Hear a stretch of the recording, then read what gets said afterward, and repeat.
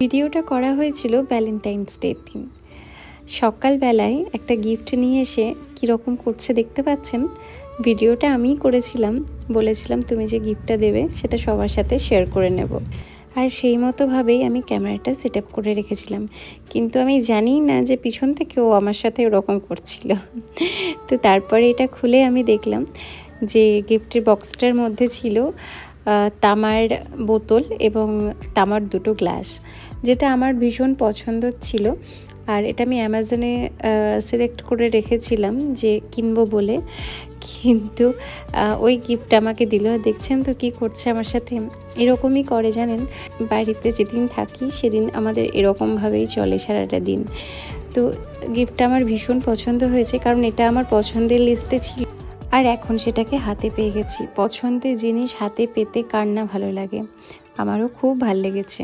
Glass দুটো ভাবছি রেখে দেব, আর বোতলটা ইউজ করব, কারণ গ্লাসে খুব একটা বেশি জল খাওয়া হয় না, আর বোতলে তো সবাই জল খায়। সেই জন্য ভেবেছি এবার থেকে এই একটা বোতলটাই আমি ইউজ করব, দেখি কতটা কি করতে পারি। আর এখানে আমি আবার ওর সাথে ঝগড়া করছিলাম, কারণ ওকে আমি বলছিলাম যে বিয়ের আগে তুমি আমাকে কত গোলাপ দিতে, তোমার মনে আছে ভ্যালেন্টাইন্স ডের দিন, আর আজকে তুমি একটা গোলাপও আনোনি। তো আমাকে বলছে গাছে আছে, ছাদে তুলে এনে দেবো। বললাম না ঠিক আছে, দরকার নেই, আমার গাছে আছে, গাছেই থাক, তোমাকে আর কষ্ট করে তুলে এনে আমাকে দিতে হবে না।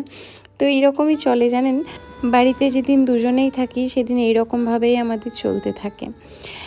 আর আজকে ঠিক করেছি যে রাত্রেবেলায় একটু খেতে বেরোবো। তো ভিডিও করা হয়নি, কিন্তু কয়েকটা ছবি ছিল, তো সেটাই আপলোড করলাম। রাত্রেবেলায় আমরা একটু ডিনারেই গেছিলাম।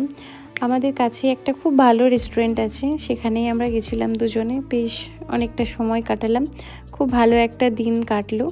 আর আপনাদের ভিডিও ভালো লাগলে অবশ্যই একটা লাইক কমেন্ট করবেন, অবশ্যই পাশে থাকবেন। ভিডিওটা এবার এন্ড করি, সবাই ভালো থাকবেন, সুস্থ থাকবেন।